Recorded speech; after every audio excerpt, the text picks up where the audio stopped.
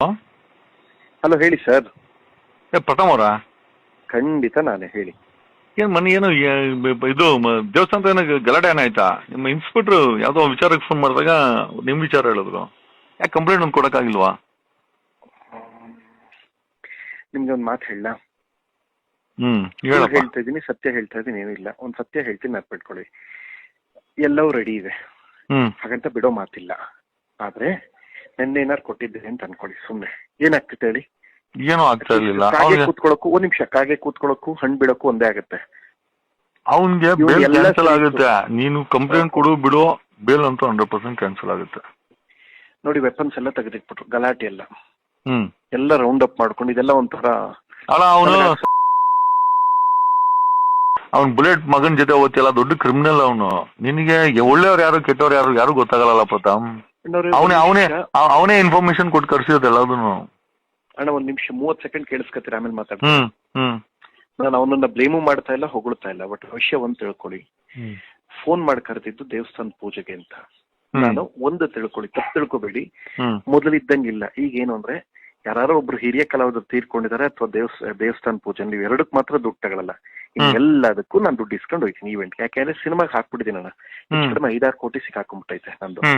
No ಕುಕ್ಕೇನ್ cinema ದೊಡ್ಡ budget ಆಗೋಗಿದೆ. ಯಾಕೆಂದ್ರೆ ಸ್ಟಾರ್ ಕಾಸ್ಟ್ ಮೊನ್ನೆಲ್ಲ ಬ್ಲಡ್ ಎಲ್ಲ ಫೈಟ್ ಆಗಿತ್ತಲ್ಲ, ಅದು ಇಲ್ಲಿ ಏನಾಗೋಯ್ತು, ದೇವ್ರ ಪೂಜೆಗೆ ಬರ್ಲೇಬೇಕು ಸರ್ ಅಂತ ಬಲವಂತ ಮಾಡಿ.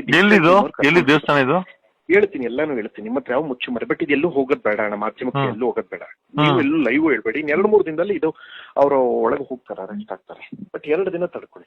ವಿಷಯ ಏನು ಅಂತ ಫಸ್ಟ್. ಅಲ್ಲ, ಈಗ ನನ್ಗೇನ್ ಪ್ರಶ್ನೆ ಏನಪ್ಪಾ ಅಂತಂದ್ರೆ, ನಾಳೆ ದಿವಸ ನೀನು ಇದನ್ನ ಯಾರ ಹತ್ರ ಹೇಳಿಲ್ಲ ಅಂದ್ರು ಅಥವಾ ಕಂಪ್ಲೇಂಟ್ ಕೊಟ್ಟಿಲ್ಲ ಅಂದ್ರು, ನಾಳೆ ದಿವಸ ನೀನ್ ಸಾಯಿಸ್ಗೀಸ್ ಹಾಕಿದ್ರೆ ಎಲ್ಲಾರು ಕಣ್ಣೀರ್ ಹಾಕ್ಬೇಕಲ್ಲ. ಆಮೇಲೆ ಸಮಾಜಕ್ಕೆ ಇದೊಂದು ಘಾತಕ ಆಗ್ಬಾರ್ದಲ್ವಾ ಪ್ರತಾಪ್? ನಿನ್ನ ಸ್ವಾರ್ಥ ಬಿಟ್ಟಾಕು. ಸಮಾಜಕ್ಕೆ ನಾಳೆ ದಿವಸ ಇನ್ನೊಬ್ಬರು ಹೊಡೆದಾಕ್ತಾರ ಅವ್ರು. ನಿನ್ನ ಹೊಡೆದಾಕದ್ಮೇಲೆ ಒಬ್ಬ ಸೆಲೆಬ್ರಿಟಿನೇ ಬಿಟ್ಟಲ್ಲ ಅಂದ್ಮೇಲೆ ಬೇರೆ ಜನಗಳು ಎಲ್ಲಿ ಬಿಡ್ತಾರ ಅವರು? 40 ಸೆಕೆಂಡ್ ಮಾತಾಡಕ್ ಬಿಡ್ತೀರಾ? ಹೇಳಿ ಎಲ್ಲಾನು ಹೇಳಿ. ಇನ್ನೂ ನಡೆದು 48 ಗಂಟೆನೂ ಆಗಿಲ್ಲ. ಇಲ್ಲ, ಕರೆಕ್ಟ್. ಎಲ್ಲಾಗಿದ್ದು? ದೇವಸ್ಥಾನ, ಒಂದು ಕಾಡಲ್ಲಿರೋ ದೇವಸ್ಥಾನ. ಇಲ್ಲಿ 50 ಕಿಲೋಮೀಟರ್ ದೂರ. ಇಲ್ಲಿ ದೊಡ್ಡಬಳ್ಳಾಪುರನಾ? ದೊಡ್ಡಬಳ್ಳಾಪುರ, ಹೌದು. ಏನ್ ದೇವಸ್ಥಾನ ಹೆಸರು ಏನಿದು? ಹೇಳ್ತೀನಿ ಏನಾಯ್ತು ಅಂತ. ಫೋನ್ ಮಾಡಿ ಬಲವಂತ ಮಾಡಿ ಕರೆದ್ರು. ಯಾರು? ನೇರವಾಗಿ ಹೇಳ್ತೀನಿ, ಯಾರು ಡಿಜಿಟಲ್ ಪ್ರಮೋಟರ್ ಒಬ್ಬ. ನೇರವಾಗಿ ಹೇಳ್ತೀನಿ, ಯಾವ ಮುಚ್ಚುಮರ ಇಲ್ಲದೆ ಒಂದ್ ಸತ್ಯ ಹೇಳ್ತೀನಿ. ಈಗ ನಾವಣ್ಣ ಕಮರ್ಷಿಯಲ್ಸ್ ಕೊಟ್ಟು ಸಿನಿಮಾ ಮಾಡಕ್ ಆಗಲ್ಲ.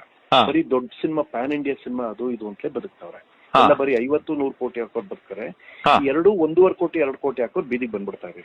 ಇದನ್ನ ಪ್ರಮೋಷನ್ಸ್ಗೆ ದುಡ್ಡಿಲ್ಲ, ಅಂದ್ರೆ ಚಾನಲ್ ಗಳಿಗೆ ನಾವು ಕೊಡಕ್ ಆಗಲ್ಲ. ಹಿಂಗಿದ್ದಾಗ ಅಟ್ಲೀಸ್ಟ್ ಡಿಜಿಟಲ್ ಅವ್ರು ವಿಶ್ವಾಸಕ್ಕೆ ಇಟ್ಕೊಳ್ಳೋಣ ಅನ್ನೋ ಕಾರಣಕ್ಕೆ ನನ್ ಕಂಟೆಂಟ್ ಯಾವ್ದೇ ಹಾಕಿದ್ರು ಅವ್ರ ಜೊತೆ ನಾನು ವಿಶ್ವಾಸವಾಗಿದ್ದೀನಿ ಅಣ್ಣ, ಅಷ್ಟೇ. ಇದ್ರಲ್ಲಿ ಬೇರೆ ಇಲ್ಲ. ದೇವ್ರ ಪೂಜೆ ಬರ್ಲೇ